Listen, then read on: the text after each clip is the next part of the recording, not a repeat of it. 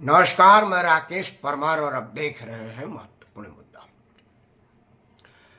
मित्रों, महत्वपूर्ण मुद्दे में तो आज सबसे महत्वपूर्ण विषय था कि प्रधानमंत्री के आह्वान पर देश भर के बड़ा छोटा मझोला छुटभैया नेताओं ने स्वच्छता पखवाड़ा का शुभारंभ किया। कुछ लोगों ने महंगी दस्ताना पहन करके सस्ती झाड़ू से रोड पर झाड़ू देने का नाटक किया। कुछ लोगों ने मजबूरी में फोटो सेशन किया। कुछ जगहों का आंखों देखा हाल मैं दिखाना भी चाहा लेकिन नहीं दिखा सका।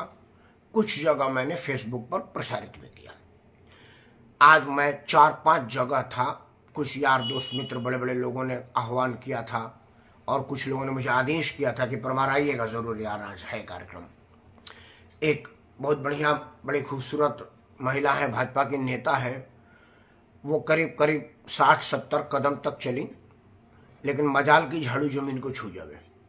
इसके पहले हेमा मालिनी का भी फोटो आया था, उन्होंने भी 17 और 18 कदम झाड़ू लेकर के चला था लेकिन जमीन को झाड़ू से भेंट नहीं होने दिया था। अदाकारा है, उनकी अदाकारी बड़ी शानदार थी। आज भी कई लोगों ने झाड़ू चलाने का अधिकारी में हेमा मालिनी को भी फेल कर दिया। हेमा मालिनी को आज अपना अभिनेत्री होने पर शर्म महसूस होगा अगर उनका अभिनय वो देख लेती जिन्होंने आज झाड़ू चलाने का अभिनय किया। मित्रों, माननीय प्रधानमंत्री ने झाड़ू चलाने का अभिनय करने के लिए नहीं कहा था। माननीय प्रधानमंत्री का कहना था कि सफाई आदमी के अंदर से आना चाहिए, आदमी के अंदर सफाई का सोच डेवलप होना चाहिए। सफाई एक दिन के लिए नहीं होता। सफाई आप एक दिन के लिए करके फिर बाकी दिन गंदगी करेंगे तो वो माननीय प्रधानमंत्री के उद्देश्य का पूर्ति नहीं होगा। लेकिन बड़ा अफसोस के साथ यह बताना पड़ रहा है कि प्रधानमंत्री के इस पवित्र आयोजन को लोगों ने राजनीति और फोटो सेशन का जरिया बना दिया, जो कि उचित नहीं है। प्रधानमंत्री इसमें क्या कर सकते हैं? घर घर शौचालय को भी लोगों ने इसी तरह का तमाशा बना दिया। सब लोगों ने पैसा लिया, पैखाना बनाया और बाद में फोटो खींचा के जाने के बाद उसमें भूसा और अनाज रख रहे हैं। अब प्रधानमंत्री क्या करे? गंदगी वो फैलाएंगे क्योंकि उनका आदत है गंदगी में रहना। बिना क्षमा मांगे मैं यही कह सकता हूं कि सुअर को स्विमिंग पूल में भेजिएगा तो वो नहा नहीं पाएगी, वो उससे नहाया ही नहीं जाएगा क्योंकि उसको गंदगी में नहाने और बैठने का आदत है। आगे मैं कुछ नहीं कहूँगा, थोड़ा कहना ज़्यादा समझना। लेकिन आज जो बात है वो ज़्यादा कहना और थोड़ा समझने वाली बात नहीं है, बड़ा चिंता का बात है। मित्रों, अचानक टीवी पूरा में मतलब जो समाचार चैनल होता है उस पर खालिस्तान का खौफ हर चैनल पर हर समय प्रसारित हो रहा है। चाहे वो प्राइम टाइम हो या वो ऐसे हो, मतलब 24 घंटा में 20 घंटा खालिस्तान है और एक चैनल पर नहीं है, सभी चैनलों पर है। मैं आमतौर पर हिंदी चैनल देखता हूं, कुछ अंग्रेजी चैनल भी देखता हूं। हिंदी और अंग्रेजी दोनों ही चैनलों पर खालिस्तान का खौफ प्रसारित हो रहा है। मजे की बात है कि भारत में कहीं खालिस्तान नहीं है, चैनल पर भी भारत में खालिस्तान नहीं है। इंग्लैंड में और कनाडा में खालिस्तान का खौफ दिखाया जा रहा है। खासतौर से कनाडा में तो बाकायदा इस पर सिलसिलेवार दोनों सरकारों में तलवारें तन गई। कनाडा के प्रधानमंत्री ने बिल्कुल अनुभवहीनता का परिचय दिया और राजनयिक औपचारिकता का परिचय दिया। भारत जैसे पुराने और भारत जैसे बृहद लोकतंत्र वाले देश में उन्होंने जिस तरह से अलोकतांत्रिक बिहेवियर किया, उनको यह उम्मीद नहीं थी कि यह नरेंद्र मोदी का भारत है। यह वो भारत नहीं है जो बंदर घुड़की पे डर जाता था और पश्चिम का मुंह ताकता रहता था कि पश्चिम के गोरी चमड़े वाले लोग क्या सोच रहे हैं, हम उसी की तरह से अपना नियम बनाएंगे। यह मोदी का भारत है। शुक्र मनाओ कि योगी का भारत अभी नहीं आया है, नहीं तो ये तो बुलडोजर लेके कनाडा तक पहुंच जाते हैं। खैर, मैं कनाडा और भारत के वो जो घटना पर नहीं बात कर रहा हूं, वो दो देशों की घटना है। वो वोट के लिए वहाँ का सरकार में जो अभी डूडो साहब हैं उनकी स्थिति बड़ी खराब है। वो अपने बाप के नाम पर राजनीति में आ गए थे, लेकिन अब वो अपने बुद्धि की वजह से सर्वाइव नहीं कर पा रहे हैं। अल्पसंख्यक वोट बैंक की जो राजनीति भारत में है, भारत में हम लोग मुसलमान के तलवे नहीं चाटते हैं, उसी तरह से डूडो सिख का तलवा चाट रहे हैं। इसमें बुरा मानने की क्या बात है? जिस तरह से हम मुसलमान के हर अपराध को माफ कर देते हैं, हम मुसलमान के हर चीज को खुली छूट देते हैं। जयपुर में एक मोटरसाइकिल का टक्कर हो जाता है, दो लोग आपस में तू में करके चले जाते हैं, एक बुजुर्ग आदमी बीच बचाव करने के लिए आता है, तो वो जो मुसलमान लड़का है वो बुजुर्ग आदमी को गाली देने लगता है और धक्का मार के गिरा देता है। वहां जो युवा भीड़ थे उन्होंने कहा, भाई एक तो तूने मोटरसाइकिल से धक्का मार के गलती की और ये बुजुर्ग समझा रहे हैं, तो उसने कहा कि तो उन्होंने उस लोगों को गंदी गंदी गाली देने लगा, क्योंकि वहां पर मुस्लिम परस्त कांग्रेस की अशोक गहलोत की सरकार है। उसे इस बात का खुशी था कि चुनाव अभी सर पे है और कोई चाह के भी कुछ नहीं कर सकता। उसने अपनी खुली गुंडाई की और भीड़ के हाथे चढ़ गया। भीड़ के हाथे चढ़ गया तो जुहन्नुम चला गया। उसके जुहन्नुम जाने के बाद जो जयपुर को जुहन्नुम बनाने का साजिश या प्रयास किया गया, वो यह साबित करता है कि वोट के राजनीति में हम मुसलमान के सामने झुके हैं और झुकते रहेंगे। मतलब ये कोई नई बात है नहीं, वही डूडो कर रहे हैं। डूडो वहां का अल्पसंख्यक जो सिख है, मतलब वहां के गोरों के बाद दूसरी सबसे बड़ी आबादी सिखों की है, जिस तरह से भारत में हिंदुओं के बाद दूसरी सबसे बड़ी आबादी मुसलमानों की है। तो जिस तरह से यहाँ के वोट बैंक के लालच में हम हिंदू हितों की अवहेलना करते हैं और कई जगह तो हिंदू तीज त्योहारों को मना करके मुस्लिम तीज त्योहारों को करने की छूट देते हैं। जैसे अभी एक हिंदू त्योहार था और एक मुसलमान त्योहार था, अभी 2 दिन पहले सरकारी छुट्टी मुस्लिम त्योहार के नाम पर थी, हिंदू त्योहार के नाम पर नहीं थी, जबकि हिंदू त्योहार भी था। मैं नाम नहीं रखूंगा, बेमतलब कन्फ्यूजन होगा। यह हो रहा है तो डूडो भी यही कर रहे हैं। खैर, डूडो को अल्पसंख्यक राजनीति भारी पड़ी और दुनिया से जो समर्थन चाह रहे थे वो अभी दुनिया में बढ़ती कूटनीतिक वर्चस्व के आगे भारत के, मतलब जो भारत का वर्चस्व बढ़ा है दुनिया में कूटनीति का, उसके आगे उनको मुंह की खानी पड़ी। मामला उस तरह नहीं है। मामला टीवी में खालिस्तान की खौफ पर है। अगर एक खालिस्तानी की हत्या के बाद इतनी बवाल कनाडा में मच सकता है, तो करीब 17-18 पाकिस्तान में मारे जा चुके हैं। अभी कल का समाचार है, मुंबई जो हमला हुआ था, अटैक हुआ था, उसका मुख्य साजिशकर्ता हाफिज सईद का दाहिना हाथ था, वो जहन्नुम चला गया। वो 72 हुरों के गलीज में अब अपना आशियाना तलाश रहा है। वहां पर तो कुछ नहीं हुआ। इसके पहले कई लोगों को अनाम शक्ति ने, बेनाम लोगों ने जहन्नुम का रास्ता दिखाया है, तो वहां पर तो कोई ऐसी बात हुई नहीं। अब आते हैं खालिस्तान। मित्रों, जो खालिस्तान का वो पप्पू सा है, छोटा सा काला सा, दाढ़ी रख करके चिल्लाता रहता है, ऐसा ऐसा ऐसा करके बोलता है, वो पंजाब भारत वाले को आजाद खालिस्तान बनाने की मांग करता है। आपको पता होना चाहिए कि पंजाब 2 फाड़ में बटा है। ज्यादा भाग पाकिस्तान में है, कम भाग हिंदुस्तान में है। यह बहुत लोगों को नहीं पता होगा कि सिंध, बलूच, पाकिस्तान, ये जो पाकिस्तान है, पंजाब है, वो पाकिस्तान में तो बाकायदा पंजाब प्रांत है, जहाँ के ये जो पूर्व प्रधानमंत्री थे और जो अभी के प्रधानमंत्री हैं, दोनों लोग पंजाब प्रांत के ही हैं। बल्कि अभी के प्रधानमंत्री तो पाकिस्तान वाले पंजाब प्रांत के मुख्यमंत्री थे, और नवाज शरीफ साहब पंजाबी के रहने वाले हैं। तो वो जो पुन्नू है या नुन्नू है या और भी कोई लोग हैं, वो पाकिस्तान वाले पंजाब को आज़ाद करने की बात नहीं करते, वहां पर खालिस्तान बना इस बात की बात नहीं करते, वो भारत वाले पंजाब की बात करते हैं।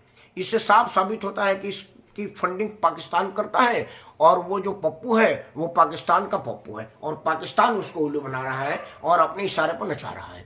पाकिस्तान की माली स्थिति बेशक कितनी खराब गर्त में चली गई हो, उसको अपनी प्रतिष्ठानें बेच करके डे टू डे का खर्चा निकालना पड़ रहा, लेकिन वो पुन्नू का खर्चा उठा रहा है। वो उसी तरह से है जिस तरह से जो चरस का नशेड़ी हो जाता है, उसे सड़क पर अगर 10 रुपये मिलता है और घर में आटा नहीं होता, कहता आटा तो छोड़े बच्चे भीख मांग के खा लेंगे, हमें चरस खानी चाहिए क्योंकि बिना चरस पिए हम नहीं रह सकते। पाकिस्तान का हाल वही है। उसे जो 2-4 रुपये भीख में अमेरिका से, इंग्लैंड से या और बाहर के मुल्कों से आता है या और कहीं से आता है ईद मिलाद के रूप में, तो वो उसको पहले आतंकवादियों पर खर्चा करता, बोला खाने पीने की तो हमारी जो कौम है वो भूखे मर के भीख मांग के किसी तरह से लूट खसोट करके खा लेंगी, हमारे आतंकवादी पलने चाहिए। लेकिन हम समाचार चैनल पर क्या कर रहे हैं, यह एक चिंता का विषय है। क्योंकि देखिए, एक बात तो बड़ा स्पष्ट है कि हमारे देश में जो समाचार चैनल है उसमें बहुतों का स्थिति बड़ा डमाडोल है, और वो सरकार से सीधे लड़ाई लेने की हैसियत में नहीं है, उनकी इतनी हिम्मत नहीं है कि वो सरकार से लड़ाई मोल लें। तो सरकार के मंशा के हिसाब से खुद को ढालना पड़ता है। भारत में कहीं भी खालिस्तान नहीं है, लेकिन तब भी टीवी पर खालिस्तान खालिस्तान खालिस्तान चिल्लाना पड़ता है। क्योंकि 12 घंटा में अगर 11 घंटा टीवी पर खालिस्तान होगा तो सिर्फ 1 घंटा ना होगा पेट्रोल डीजल, शिक्षा, बेरोजगारी, महंगाई, देश के हालात, देश में विदेश के हालात, विदेश का देश के हालात, ये सबों का समय ही नहीं मिल पाएगा। तो जब समय नहीं मिल पाएगा तो चुनावी वर्ष में सरकार के विरुद्ध का कोई चीज लोगों को या आम जन को पता ही नहीं चल पाएगा। तो क्या ये इस वजह से है? और अगर इस वजह से है तो फिर दुनिया में भारत को बदनाम कराना और एक पूरी पूरी कौम को संदेह के घेरे में ले आ देना कहाँ तक जायज है? क्योंकि टीवी पर या सोशल मीडिया पर जो खालिस्तान का मांग हो रहा है वो एक पुन्नू करता है और एक और करता था, वो जुहन्नू चला गया। एक दो लोग भाड़े के हैं जो दूतावास के आगे आकर के झंडा उंडा लेकर के घूमते रहते हैं, मुट्ठी भर, मतलब कुल 2000 लोग भी नहीं होंगे पूरे दुनिया भर में जो खालिस्तान खालिस्तान करते हैं। 130 करोड़ लोगों में 2000 लोगों के समाचार को प्रमुखता से टीवी पर दिखाना टीवी जगत की कहाँ तक समझदारी है मैं नहीं समझ पा रहा हूँ। हालांकि मेरा मानना होता है कि अभी हमारे भारतीय समाचार चैनलों पर उन्हीं समाचार को दिखाया, बताया, सुनाया जाता है जिसका आम जनजीवन से कोई मतलब सरोकार नहीं होता है। आम जन के समाचार टीवी पर चलाए ही नहीं जाते हैं, दिखाए नहीं जाते, क्योंकि उनको दिखाने से वर्जित किया गया होता है, और वर्जित करने के बाद वो दिखाए इतनी औकात में कोई समाचार वाला है ही नहीं है या रहने नहीं दिया गया है। अगर जो कुछ लोग हैं उनको उनकी औकात बता दी गई है या उनको उनका सही स्थान बता दिया गया है। मैं ही अगर कोई समाचार चैनल का मालिक होता तो इतनी बेबाकी से नहीं कह पाता कि पूरे दुनिया में 2000 लोगों के विरोध को प्राथमिकता दिया जा रहा है और दिन भर टीवी पर चलाया जा रहा है, और 130 करोड़ लोगों की समस्याओं को 3 सेकंड में नहीं दिया जा रहा है। समस्या असल यह है मित्रों, मेरा जो हेडिंग है कि टीवी पुरों में खालिस्तान का खौफ आयोजित है, सुनियोजित है या प्रायोजित है। मित्रों, यह आयोजित भी है, समाचार चैनल इसको आयोजित करते हैं। यह प्रायोजित है, देश में विघटनकारियों को दिखा करके अपनी कमियों को छुपाने का इससे बढ़िया और कोई तरीका नहीं हो सकता, इसलिए यह प्रायोजित भी है।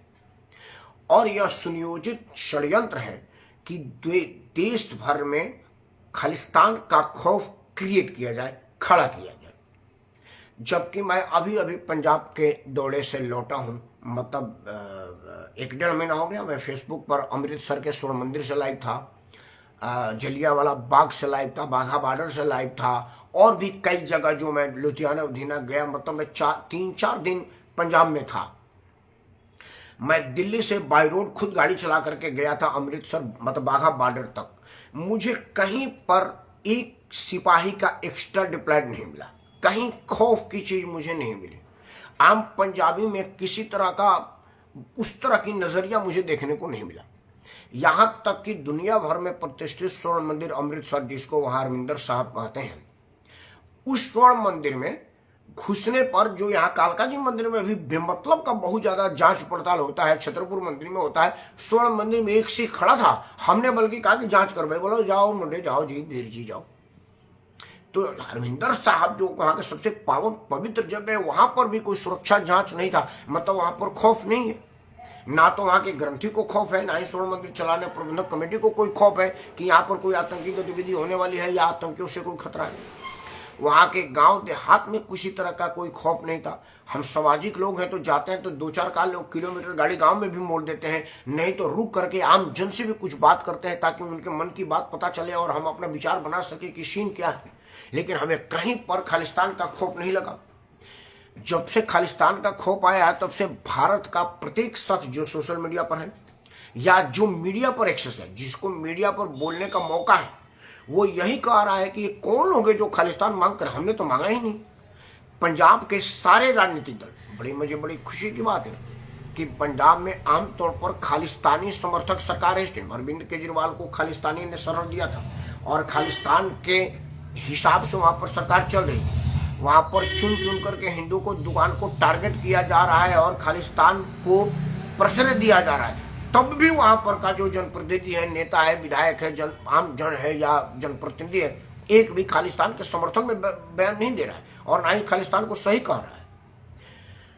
सिखों की जो कौम है वो आम स्वीकार है। लंगर का जो प्रयोजन सिख के महान गुरुओं ने किया था वो इसीलिए किया था कि कोई भी आदमी आए भूखा ना रहे, आकर के लंगर चखे, मतलब भोजन करे। और इंग्लैंड में राजनयिक को गुरुद्वारे में जाने से रोक दिया गया। गुरुद्वारा ही एक ऐसी जगह है जहां पर जात धर्म नहीं पूछी जाती, आप घुसने वाले की पहचान नहीं जानी जाती, इंसान देखा जाता है कि इंसान है, किस मर्जी से आया, उसके मन में क्या मनसा है, ये कोई मतलब नहीं। सिख गुरुद्वारा प्रबंधक कमेटी यह नहीं जानना चाहती कि आप हमारे गुरुद्वारा में आए तो आपका मनसा क्या है। आप यहाँ पर पर्यटक के रूप में आए हैं, आप यहाँ पर तफरी के रूप में आए, आप यहाँ पर देखने आए कि भाई अंदर क्या है, आप यहाँ पर देखने आए कि अंदर माहौल कैसा है। जो आपका उद्देश्य हो, आइए, आपका स्वागत है। बस उनका यही मांग है कि भाई आइए तो सिख ढक के आइए, क्योंकि हमारा यह परंपरा है। हालांकि मुझे बड़ा अफसोस के साथ ये बताना पड़ता है कि पन्नू एक गुरुद्वारे में गुरु ग्रंथ का पाठ कर रहा था और उसके सारे सुरक्षा कर्मी नंगे शीश खड़े थे। मतलब अगर आप प्रभावी हैं तो कानून भी आपके आगे झुक रहा है, गुरुद्वारा का ही कानून क्यों ना हो। और ये वीडियो और सोशल मीडिया पर वायरल है, वो गुरु ग्रंथ का पाठ कर रहा है गुरुवाणी में। वो हमें समझ में नहीं आई क्योंकि मैं गुरुवाणी का अध्ययन नहीं किया हूँ, जानकारी नहीं है मुझे, लेकिन पवित्र ग्रंथ का पाठ कर रहा है। और मैं भी अमृतसर गुरुद्वारा में गया था तो एक जगह मेरी पत्नी का थोड़ा सा ऐसे पल्लू हो गया था, मतलब आंचल जो है वो एक आदमी का जरा मैडम जी बढ़िया से ढक लीजिए, तो पत्नी पूरा ऐसे बकायदे फिर बांध ली साड़ी का खूब भी। वो साड़ी बांधती है तो उसका तो माथे पर कोई दिक्कत नहीं। और मैंने वो एक पीला रंग का निशान साहब का निशान वाला पटका खरीदा था बकायदे बांधने के लिए। तो मित्रों, ये जो खालिस्तान का खौफ है भारत में नहीं है और भारत के बाहर भी नहीं है। कनाडा में वोट बैंक के राजनीति के लिए, अल्पसंख्यक वोटों के तुष्टीकरण के लिए, डूडो की गिरती राजनीति को सहारा देने के लिए थोड़ा वहाँ पर सहारा दिया जा रहा है। लेकिन भला हो इस समय का कि देश दुनिया में सर्वाधिक लोकप्रिय जनक नरेंद्र मोदी इस टाइम देश के प्रधानमंत्री हैं और सुब्रमण्यम साहब, मतलब सुब्रमण्यम जयशंकर, एस जयशंकर का पूरा नाम है सुब्रमण्यम जयशंकर, जो कि विदेश सेवा के अधिकारी थे, फॉरेन सेक्रेटरी थे, कई देशों में राजदूत और उच्चायुक्त रह चुके हैं। आज इतना विदेशी मामलों का प्रखर ज्ञाता विदेश मंत्री है और इतना साफ और स्पष्ट बोलने वाला विदेश मंत्री मैंने पहले नहीं देखा है, जो अमेरिका में रह करके अमेरिका का राजनीति को सीधे कह दे कि तुम अपनी देखो हमारी छोड़ो, जो इंग्लैंड में बैठ करके कह दे कि भाई रूस यूक्रेन युद्ध में अगर हमने थोड़ा सा तेल ले लिया तो बीमारी है, तो रूस का है, ब्रिटेन का है तेल ला रहे, उससे जाकर के पूछो ना। इतनी तो हमने बोलने का हिम्मत ही कभी नहीं किया था जो हमारे सुब्रमण्यम जयशंकर साहब बोल रहे हैं। तो इस टाइम की जो कूटनीतिक टीम है भारत के प्रधानमंत्री के पास या भारत के पास, उसकी कूटनीति के आगे दुनिया नतमस्तक है और दुनिया कुछ नहीं कर पा रही है क्योंकि हमारे कूटनीति में कोई हाथ पकड़ने वाला नहीं है। तो कनाडा के एक तो लोगों के बयान पर पूरे टीवी पर हमें खालिस्तान का खौफ दिखाना, मैं समझ रहा हूँ कि समाचारों का बचकाना है और समाचारों का बेमतलब का बात है और कुछ नहीं है। आम जन को मैं श्योर करना चाहता हूँ कि खालिस्तान का खौफ अब भारत में नहीं है। वो 80 के दशक जो को जमाना था, वो सरदार बेन सिंह की कुर्बानी और जेलिए फ्रांसिस रिबेरो और वो जो सिख साहब थे डीजीपी में नाम अचानक भूल गया, उनके मेहनतों से वो नियंत्रण पाया जा चुका है और अब पंजाब खुशहाल है। पंजाब में किसान आंदोलन करते हैं तो वो आतंकी नहीं है, किसान है, विरोध में थोड़ा सा उग्र हो जाते हैं, वो भी ठीक नहीं है, लेकिन वो अपने लोग हैं और अपने लोगों पर उग्र होते हैं।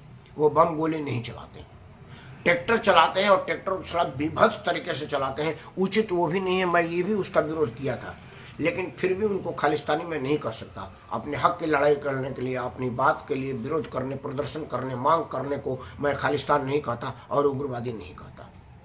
लेकिन इस आड़ में अगर पूरे सिख समाज को बदनाम किया जाएगा, यह उचित नहीं होगा। समाचार चैनलों को परिपक्व हो, यह मैं नसीहत देता हूँ।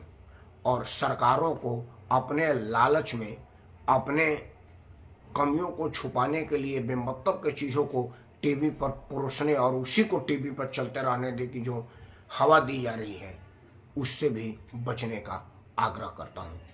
देश में सामंजस्य बने, हिंदू मुस्लिम सिख ईसाई आपस में भाई भाई हों, हैं और रहें। इन्हीं उम्मीदों के साथ मैं राकेश परमार आप सबको सादर प्रणाम करता हूँ। जय हिंद, वंदे मातरम, भारत माता की जय।